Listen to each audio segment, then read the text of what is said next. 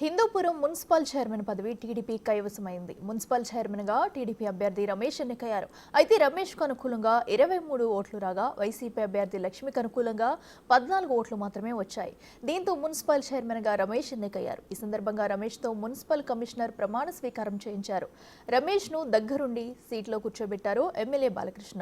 అయితే కౌన్సిల్ సమావేశాన్ని వైసీపీ కౌన్సిలర్లు బహిష్కరించారు. పార్టీ మారిన కౌన్సిలర్లకు వ్యతిరేకంగా నినాదాలు చేశారు. ఇటు జై బాలయ్య అంటూ టీడీపీ కౌన్సిలర్లు నినాదాలు చేశారు.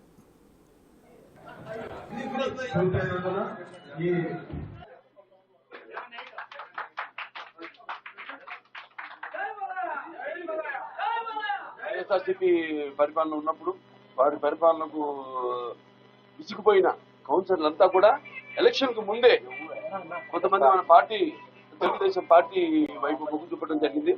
వాళ్ళు పార్టీలో రిజైన్ చేసి కౌన్సిలర్ గా వాళ్ళు ఇక్కడ పార్టీలో జాయిన్ అవ్వడం అయింది. తర్వాత ఎన్డీఏ కూటమి ప్రభుత్వం వచ్చాక కూడా కొంతమంది మళ్ళీ పార్టీలోకి జాయిన్ అవ్వడం జరిగింది. కౌన్సిలర్ గా కొనసాగుతున్నారు. పార్టీకి రిజైన్ చేసి వాళ్ళు ఇక్కడ తెలుగుదేశం పార్టీలో మాకు మద్దతు తెలపడం జరిగింది. ఇప్పుడు మన డివి రమేష్ గారు హిందూపూర్ మున్సిపాలిటీకి 22వ చైర్పర్సన్ గా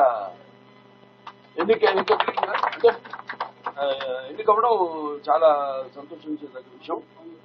అంటే అటు కౌన్సిలర్ వాళ్ళంతా కూడా ఏదో అభివృద్ధి చేసిన అభివృద్ధి ఈ 5 ఏళ్లలో గత 5 ఏళ్లలో ఏమంతా జరిగింది శూన్యం. కాబట్టి వాళ్ళు ఇందులో భాగస్వామి పంచుకోవాలి